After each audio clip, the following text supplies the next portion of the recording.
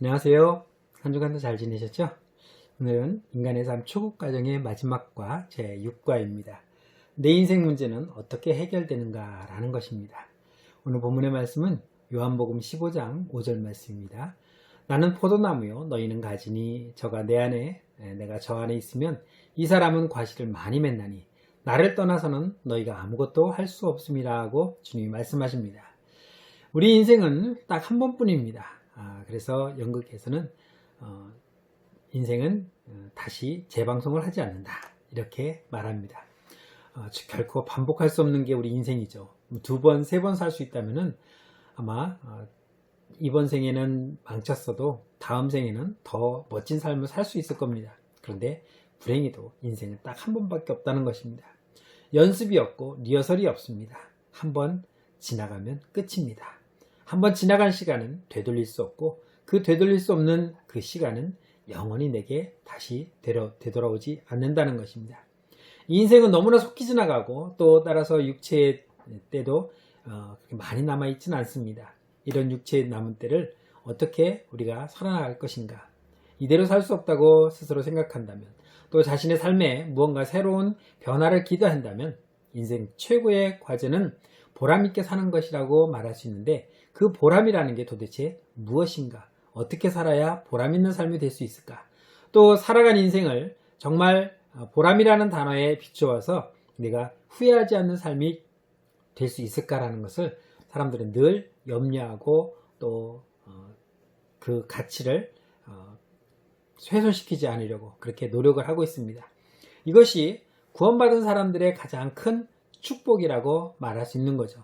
구원받았다고 하는 것이 나에게 있어서는 축복이 되고 기쁨이 되고 즐거움이 되어야 합니다. 왜냐하면 그 구원이라는 것은 나에게 또 다른 세계, 또 다른 삶에서의 새로운 인생을 제공해 주기 때문입니다.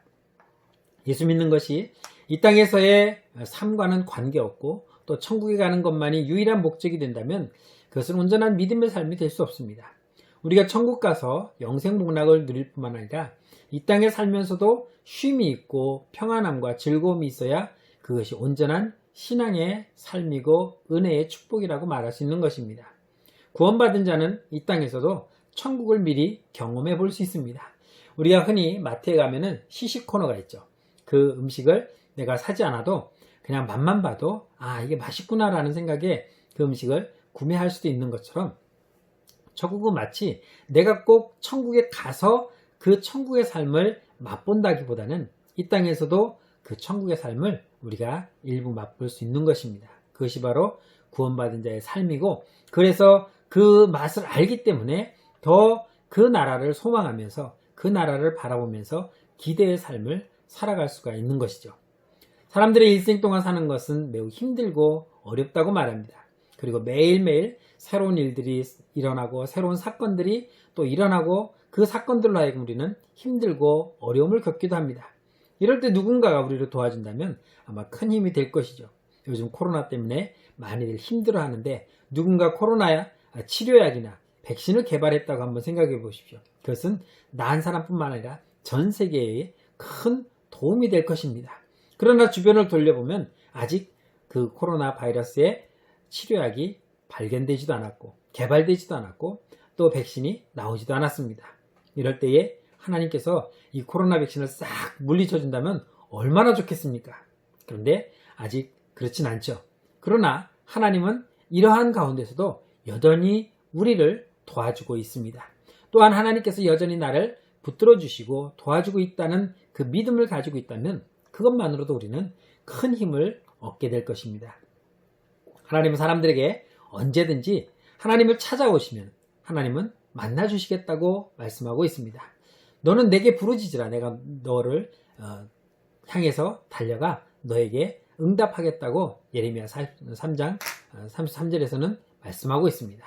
그러면 우리는 어떻게 나에게 닥치는 이 문제들을 해결해 갈 수 있을까? 한번 오늘 말씀을 통해서 나누고자 합니다. 먼저 자신의 힘으로는 해결할 수 없다는 것을 우리 스스로가 알아야 됩니다. 다시 말하면 나는 아무것도 할 수 없는 인간이다 라고 말해야 됩니다. 나는 힘도 없고 지혜도 없고 능력도 없고 내가 할 수 있는 것은 아무것도 없다는 것을 스스로 인정을 해야 됩니다. 요즘 그 세월호 사건 후에 학교에서도 학생들에게 그 생존 수영을 가르친다고 합니다. 그런데 그 생존 수영이라는 것이 의외로 아주 누구나 쉽게 할 수 있는 것이죠. 그냥 물에다가 내 몸을 맡기는 겁니다. 그냥 몸을 힘을 주지 않고 그냥 힘을 쭉 빼면은 바닷물에 물이 둥둥둥 뜨는 거죠. 그게 바다에서만 뜨는 것이 아니라 민물에서도 뜹니다. 그런데 왜 사람이 물에 빠져 죽을까요? 힘이 들어가기 때문입니다. 내가 할 수 있다고, 내가 살아보겠다고 힘을 주기 때문에 물에 빠져들어가는 거죠. 수영을 잘하는 사람은 그 힘으로 헤쳐나올 수 있지만 수영을 못하는 사람이 힘을 주면 물속으로 들어가게 되어 있는 거죠. 그래서 생존 수영은 내가 살기 위해서는 내 있는 모든 힘을 빼는 것입니다. 물에다 맡기는 것입니다. 그렇기 때문에 우리도 하나님 앞에 하나님 나는 아무것도 할 수 없는 자입니다 라고 우리가 인정을 할 때에 비로소 하나님의 도움의 손길이 내게 임한다는 거죠. 마태복음 5장 36절에서는 내 머리로도 하지 말라라고 말씀합니다. 이는 내가 한 터럭도 희고 검게 할 수 없습니다. 여러분, 제가 좀 흰머리가 나고 머리가 빠져서 고민인데 이 흰머리를 제가 까맣게 바꿀 수 있는 방법은 딱 한 가지밖에 없더라고요. 뭐냐면 염색하는 거예요. 돈을 들여서 약품을 사서 흰머리를 염색하는 거죠. 근데 이게 염색을 한번 하면 영원히 지속되는 것이 아니라 길어야 2주밖에 안 갑니다. 그럼 2주에 또 해야 돼요. 내 스스로 내 머리털도 흰머리를 검게 할 수 없습니다. 그런 아무것도 할 수 없는 게 바로 인간이라는 거죠. 그런 내 자신이 하나님께서 나를 도와주지 않으면 나는 아무것도 할 수 없습니다 라는 것을 우리가 고백해야 되는 것입니다. 하나님이 나를 떠나면 나는 아무것도 할 수 없습니다. 왜냐하면 예수님께서는 나는 포도나무요 너희는 가지라. 그가 내 안에 내가 그 안에 거하면 사람이 열매를 많이 맺나니 나를 떠나서는 아무것도 할 수 없다고 말합니다. 나무는 뿌리가 있습니다. 그래서 윗부분이 잘려나가도 또 자랍니다. 밑둥이 잘려나가도 그루터기가 나와서 다시 성장할 수 있습니다. 그러나 가지는 한번 잘려나가면 그걸로 끝입니다. 죽어버립니다. 그 가지에서는 꽃이 피지 아니하고 잘려진 가지에서는 열매가 맺히지 않는 것이죠. 그래서 우리는 나무 대신 주님에게 붙어있는 가지로서 있을 때에 비로소 거기에서 잎이 나고 꽃이 피고 열매를 맺게 되는 것입니다.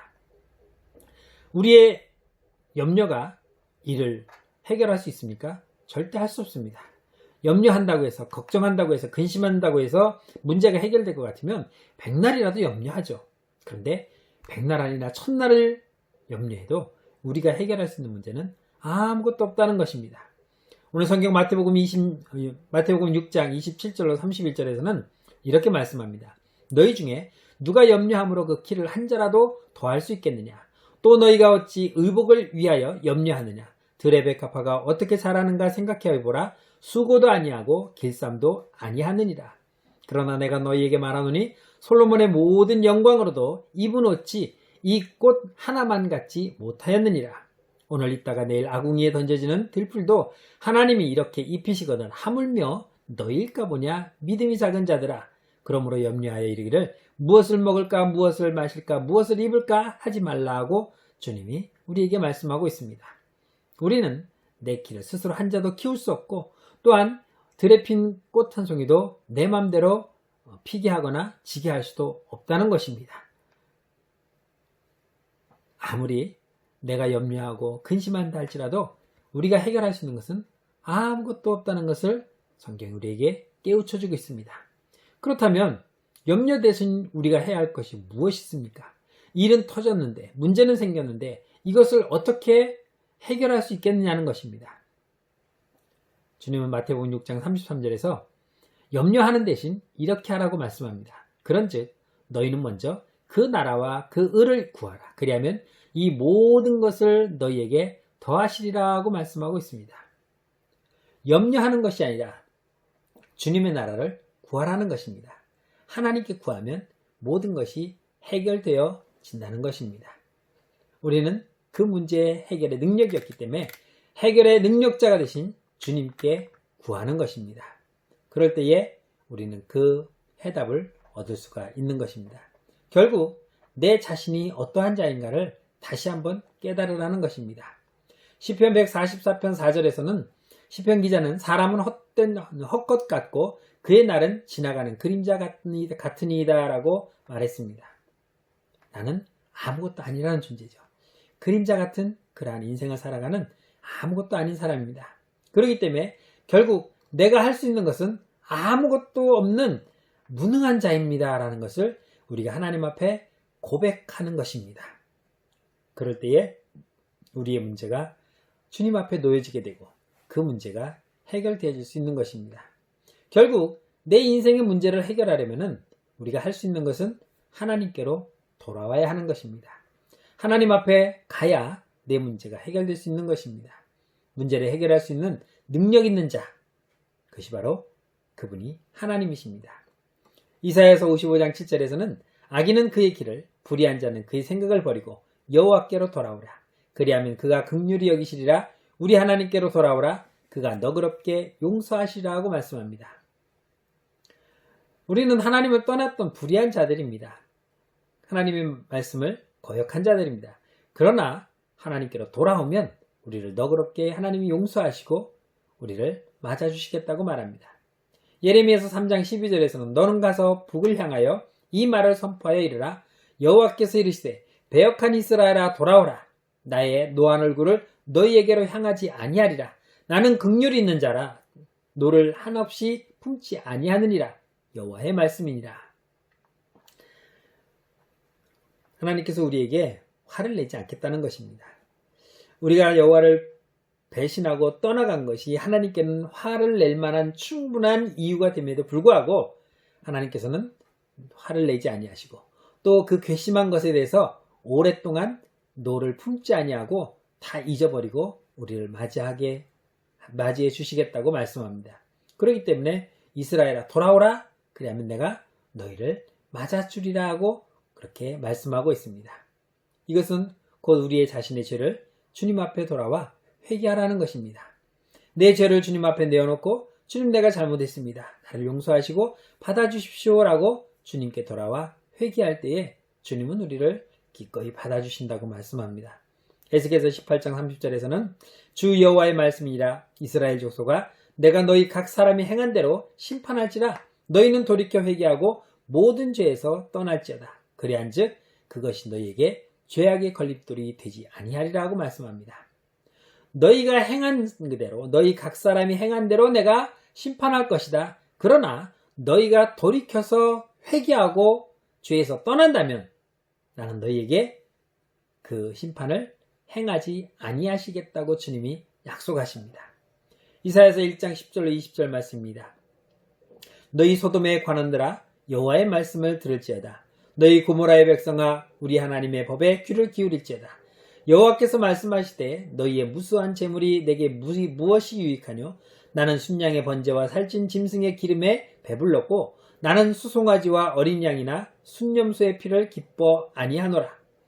너희가 내 앞에 보이려 오니 이것을 누가 너희에게 요구하였느냐? 내 마당만 밟을 뿐이니라. 헛된 재물을 다시 가져오지 말라. 분향은 내가 가증히 여기는 바요. 월삭과 안식일과 대회로 모이는 것도 그러하니 성회와 아울러 악을 행하는 것을 내가 견디지 못하겠노라. 내 마음이 너희의 월삭과 정한 절기를 싫어하나니 그것이 내게 무거운 짐이라. 내가 지기에 곤비하였느니라. 너희가 손을 펼 때에 내가 내 눈을 너희에게서 가리고 너희가 많이 기도할지라도 내가 듣지 아니하리니 이는 너희의 손에 피가 가득함이라. 너희는 스스로 씻으며 스스로 깨끗하게 하여 내 목전에서 너희 악한 행실을 버리며 행악을 그치고 선행을 배우며 정의를 구하며 학대받는 자를 도와주며 고아를 위하여 신원하며 과부를 위하여 변화라 하셨느니라. 여호와께서 말씀하시되 오라 우리가 서로 변론하자. 너희의 죄가 주홍 같을지라도 눈과 같이 희어질 것이요 진홍같이 붉을지라도 양털같이 희게 되리라. 너희가 즐겨 순종하면 땅의 아름다운 소산을 먹을 것이요 너희가 거절하여 배반하면 칼에 삼켜지리라. 여호와의 입의 말씀이라 하고 말씀합니다. 무슨 말이냐면 이스라엘 백성들이 하나님 앞에 와서 예배를 드립니다. 제물도 드립니다. 수송아지도 드리고 어린 양과 순염소의 피를 드리며 하나님 앞에 제물을 드리고 저들은 나름대로 열심히 안식일을 지키며 예배한다고 말합니다. 그런데 그들의 삶은 그렇지 못했다는 것입니다. 그들은 과부와 고아를 학대하고 또 가난한 자의 것을 빼앗고 착취하며 이렇게 하나님의 말씀과는 전혀 동떨어진 죄악 가운데 거하면서 주일만 되면 주님 앞에 나와서 하나님 제가 왔습니다. 나의 이 예물을 받으십시오 하고 제물을 드리고 예배를 드렸다는 거죠. 그런 모습을 하나님은 뭐라고 표현하셨냐면 요즘 말로 말하면 역겹다라고 말합니다. 너희가 드린 그 수송아지 그 어린 양의 순념소의 피를 나는 기뻐하지 않다. 너희가 그런 행동을 하고 그렇게 내 말을 떠나서 죄악 가운데 살아가면서 가져오는 그 재물을 나는 기뻐받지 않겠다라고 말씀하고 있습니다. 너희가 그런 행동으로 살다가 주일날 하나님 앞에 나와서 예배하겠다고 내 교회 성전의 터를 밟고 들어오는 것을 나는 기뻐하지 않겠다는 것입니다. 너희의 그 가증한 모습, 너희의 그 위선적인 그러한 행동을 나는 정말 역겹게 생각한다. 그러니 오지 말라는 것입니다. 정령이 너희가 그렇게 오기를 원한다면 너희가 그러한 죄악된 행동들을 다 버리고 회개하고 내게 돌아오라. 그러면 너희가 지금까지 행한 죄가 붉을지라도 진홍같이 붉을지라도 내가 너희의 죄를 눈과 같이 희게 하고 또 양털과 같이 깨끗하게 씻어주고 그리고 너희를 위해서 내가 아름다운 소산을 너희에게 먹여주겠다. 그러나 너희가 이것을 끝내 거절하고 배반한다면 나의 심판의 칼이 너희를 삼킬 것이다 라고 하나님이 엄중하게 경고하고 있는 것입니다. 그렇기 때문에 우리가 아무리 큰 죄를 지었다 할지라도 우리의 죄를 회개하고 주님 앞에 잘못했습니다 하고 나오면 주님은 다 용서해 주시겠다는 것입니다. 그러니 우리가 잘못한 것이 어디 한두 개 있습니까? 지금까지 살아오면서 참 많은 것들을 잘못했는데 그렇게 많이 잘못했다 할지라도 지금이라도 회개하고 돌아오면 지금 바로 곧 너의 그 죄악의 길에서 돌아온다면 나는 너희를 기꺼이 맞이해 주겠다고 하나님이 약속하고 있는 것입니다. 회개하였으면 이제 우리의 문제를 하나님 앞에 맡겨야 됩니다.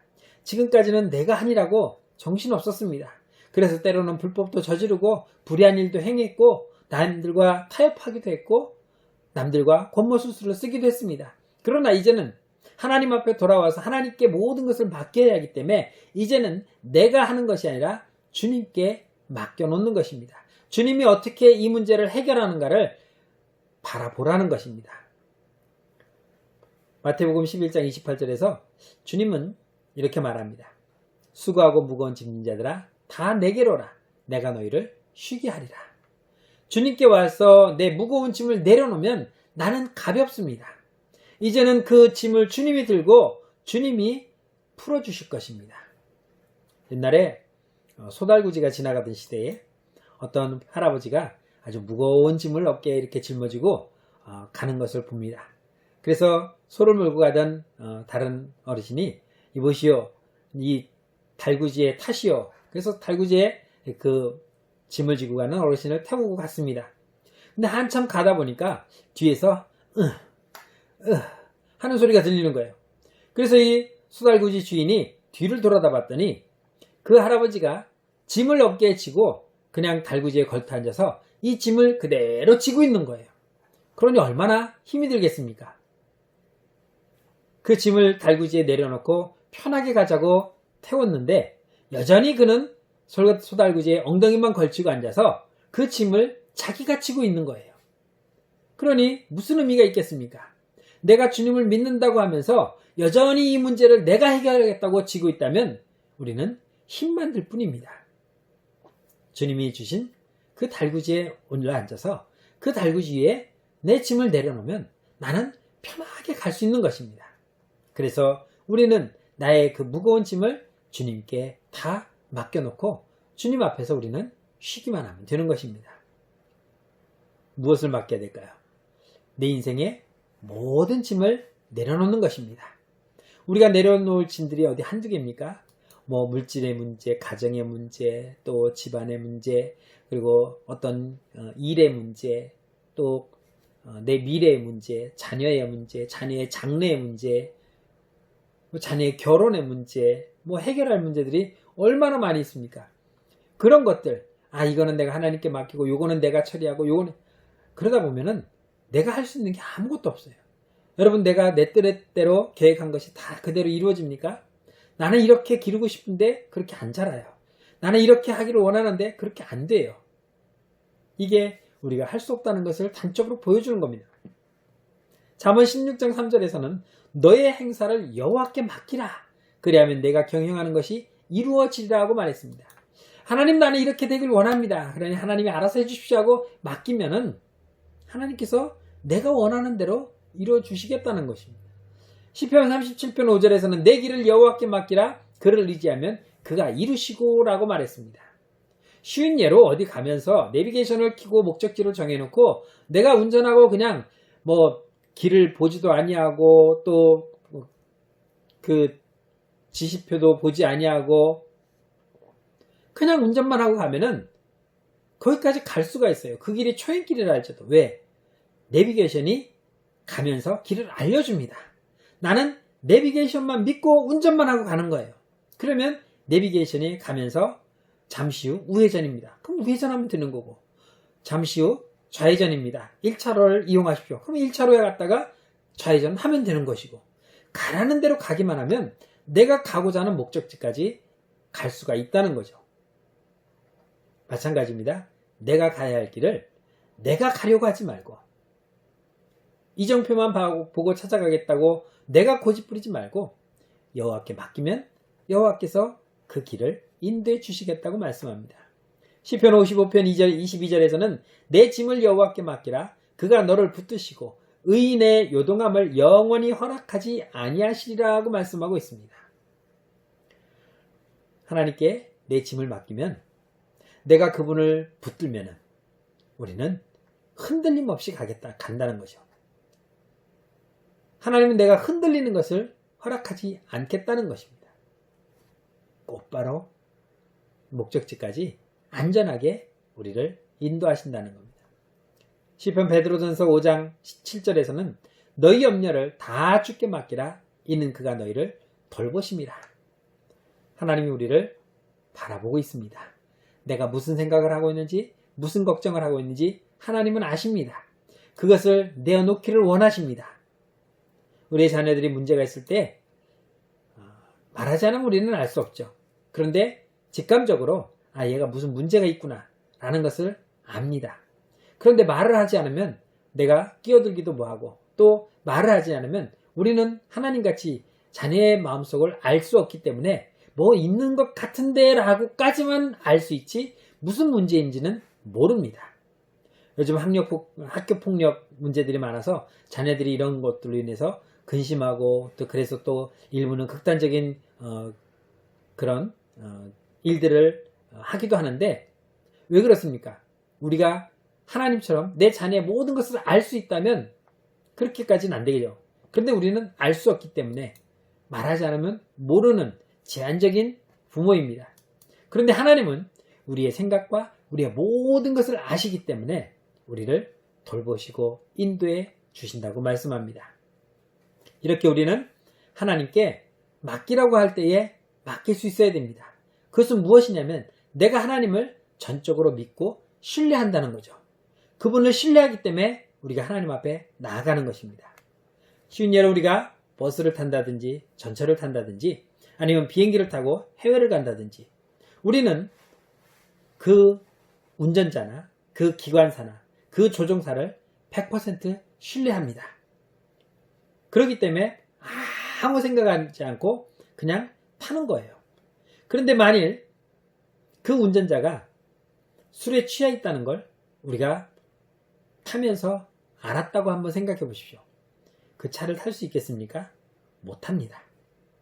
비행기를 타고 해외를 가려는데 조종사가 내 앞을 쓱 지나서 비행기로 가는데 보니까 술에 잔뜩 취해서 해롱해롱 되면서 비틀비틀 들어가요. 뭐 그런 경우는 없겠지만 만일 그렇다면 우리가 그 비행기를 탈 수가 있겠습니까? 하지만 우리는 그들이 정상적으로 운전을 하며 정상적인 컨디션에서 정상적인 운항을 할 수 있다고 신뢰하기 때문에 아무 의심하지 않고 타는 것입니다. 마찬가지로 사람도 그렇게 믿고 타는데 전능하신 하나님을 우리가 신뢰하지 않는다면, 믿음이 없다면 우리는 맡길 수조차 없는 것이죠. 마가복음 9장 23절에서는 예수께서 이르시되 할 수 있거든이 무슨 말이냐? 믿는 자에게는 능히 하지 못하는 일이 없느니라고 말합니다.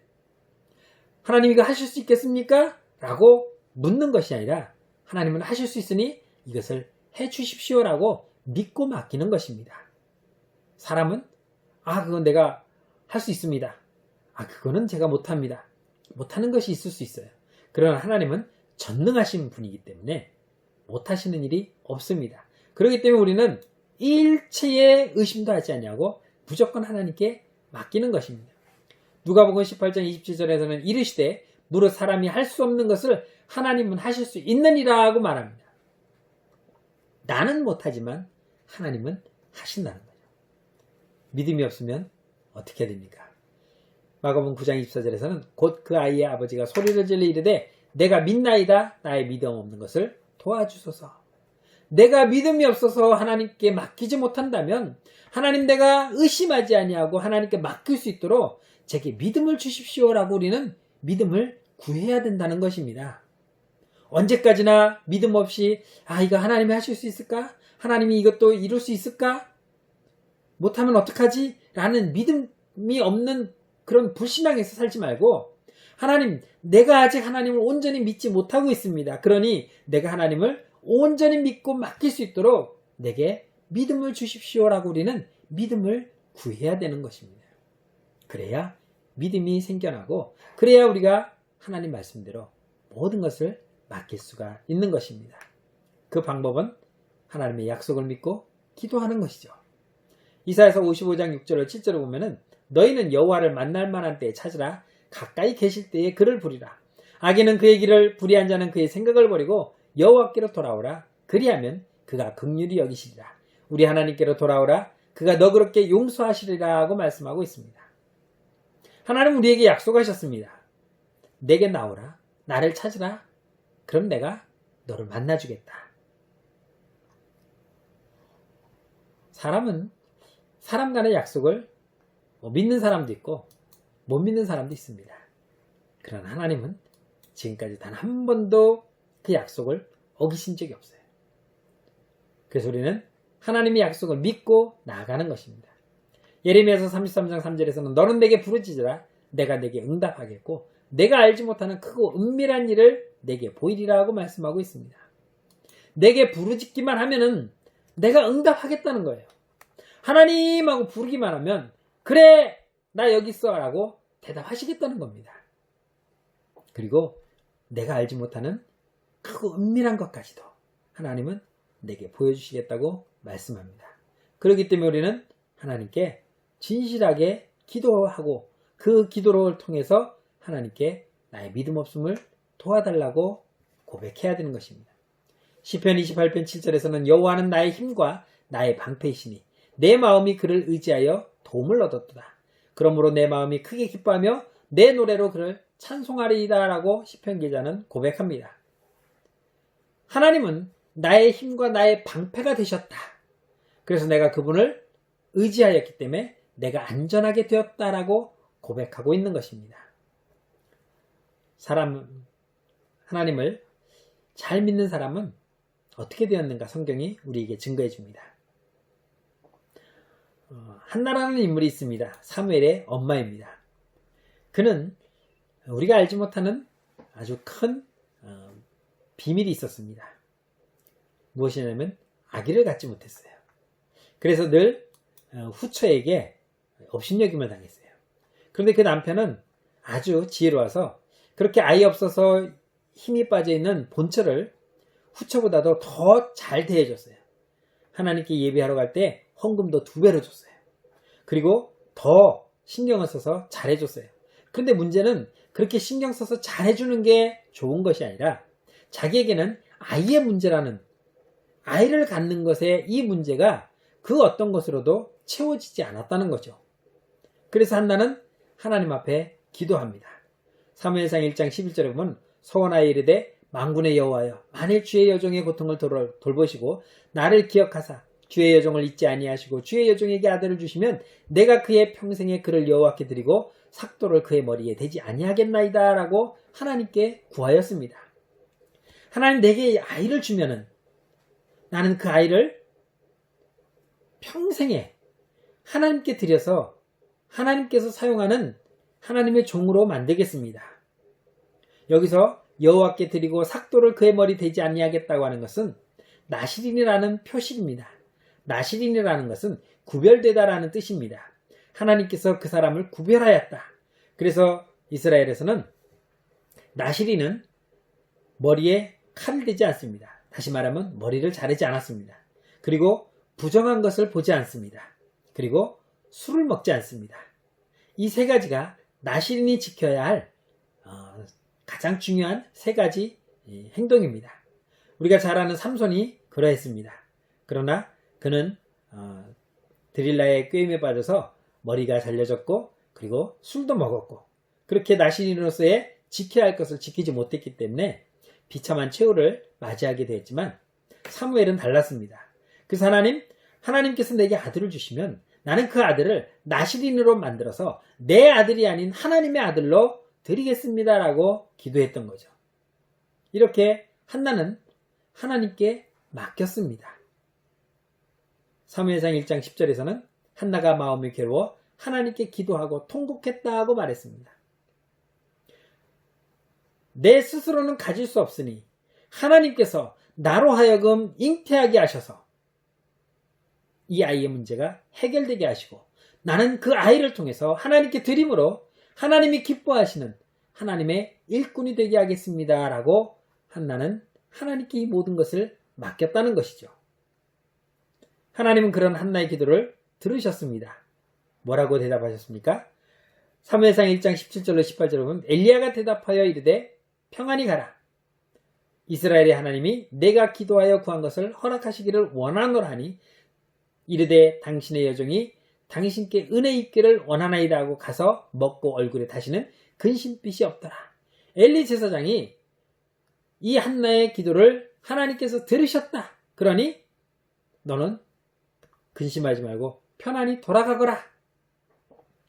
그래서 한나는 하나님께서 내 기도를 들으셨다는 것을 믿고 가서 얼굴에 근심빛이 사라지고 살았습니다. 그랬더니 진짜 아들이 생겼고 그 아들을 한나는 젖잇된 후에 성전에 보내서 엘리 제사장에게 드려서 어려서부터 그가 하나님 말씀 가운데 살아서 이스라엘의 가장 위대한 선지자가 되게 하신 것입니다. 이렇게 한나는 자기 인생의 아이의 문제를 하나님을 통해서 해결해 냈습니다. 또한 우리가 잘 아는 히스기야 왕도 있습니다.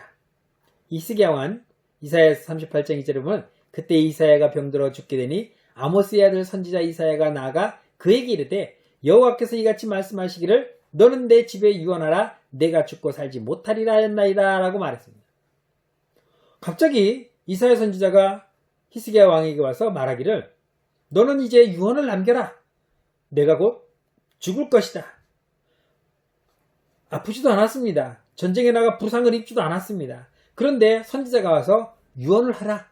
넌 이제 곧 죽을 것이다 라고 하니 얼마나 충격입니까? 죽음의 문제, 우리의 힘으로는 도저히 해결할 수 없는 문제입니다. 죽음이라는 것은 우리의 가장 큰 적이고 무서운 것입니다. 이 이야기를 들은 히스기야 왕이 어떻게 했습니까? 이사야서 38장 2절로 3절에 보니까 히스기야가 얼굴을 벽으로 향하고 여호와께 기도하여 이르되 여호와여 구하오니 내가 주 앞에서 진실과 전심으로 행하며 주의 목전에서 선하게 행한 것을 기억하옵소서 하고 히스기야가 심히 통곡했다라고 말했습니다. 벽을 향했다. 머리를 벽에 댔다는 것입니다. 그리고 하나님께 진실과 전심으로 구했습니다. 하나님, 내가 잘못한 것도 있지만 내가 선하게 행한 것만 기억하옵소서. 내가 잘못한 것이 있지만 내가 잘못한 것을 기억하지 마시고 내가 하나님 앞에 선하게 행한 것만 기억하옵소서라고 하나님께 기도했습니다. 그런 히스기야에게 하나님은 이렇게 응답하셨습니다. 이사야에서 38장 5절로 6절에서 너는 가서 히스기야에게 이르기를 내 조상 다윗의 하나님 여호와께서 이같이 말씀하시기를 내가 내 기도를 들었고 내 눈물을 보았노라. 내가 내 수 안에 15년을 더하고 너와 이 성을 아수르 왕의 손에서 건져내겠고 내가 또 이 성을 보호하리라. 하나님께서 엘리야 선지자를 통해서 말씀하신 겁니다. 이제는 하나님께서 너의 기도를 들으셨는데 15년을 너에게 수명을 연장해 주겠다. 15년. 이사야 선지자는 하나님의 응답을 히스기야에게 전달했습니다. 뿐만 아니라 이 성, 예루살렘 성을 아수르의 손에서 건져주겠고 너의 그 왕권도 내가 지켜주겠다라고 하나님께서 응답하셨습니다. 여러분 생각해 보십시오. 죽음이라는 걸 내 마음대로 늘렸다 줄였다 할 수 없습니다. 그런데 하나님께서는 우리의 생명의 주관자이시기 때문에 히스기야를 15년 동안 그의 인생을 늘려주신 것입니다. 사람들은 많은 염려 속에서 그 염려를 해결하지 못하기 때문에 그 문제를 해결하지 못하기 때문에 때로는 원망하고 불평하고 또 싸우기도 합니다. 먹을 것이 없다고, 입을 것이 없다고, 마실 것이 없다고. 우리는 늘 의식주라고 하는 이 인간으로서의 가장 기본적인 것을 가지고 항상 만족이 없습니다. 이게 맛있다. 그걸 먹었어도 그것보다 더 맛있는 거 있으면 그건 맛없어. 이제 이것을 먹을 거야 하고 맛있는 거를 또 바꿔드립니다. 그리고 전에 그 맛있게 먹었던 것이 이래서 맛없고 저래서 맛없고 오히려 그것을 폄하하고 깎아내리기도 합니다. 출애굽기 16장 12절로 14절 말씀 보면 내가 이스라엘 자손의 원망함을 들었노라. 그들에게 말하여 이르기를 내가 해질 때에는 고기를 먹고 아침에는 떡으로 배부리니 내가 여호와 너희 하나님인 줄 알리라 하라 하시니라. 저녁에는 메추리가 와서 진에 덮이고 아침에는 이슬이 진 주위에 있더니 그 이슬이 머문 후에 광야 지면에 작고 둥글며 서리 같은 것이 있는지라 하고 말했습니다. 이스라엘 백성들이 애굽에 있을 때는 힘들어 못 살겠다고 원망했습니다.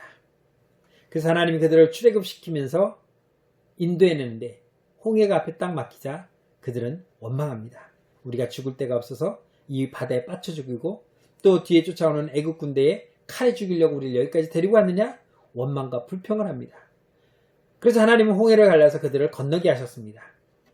건넌 후에 애굽 군대가 홍해 바다 안으로 들어왔을 때 하나님은 그 물을 합쳤고 애굽 군대가 다 물에 빠져 죽자 저들은 하나님을 찬양하며 기뻐하며 노래했습니다. 그런데 사흘을 가다 보니까 가져온 물이 떨어졌어요. 그래서 이번에 또다시 원망합니다. 우리가 마실 물이 없는데 그래 우리를 이곳 광야까지 끌고 와서 우리를 목말라 죽이려고 우리를 여기까지 인도했느냐? 원망을 합니다.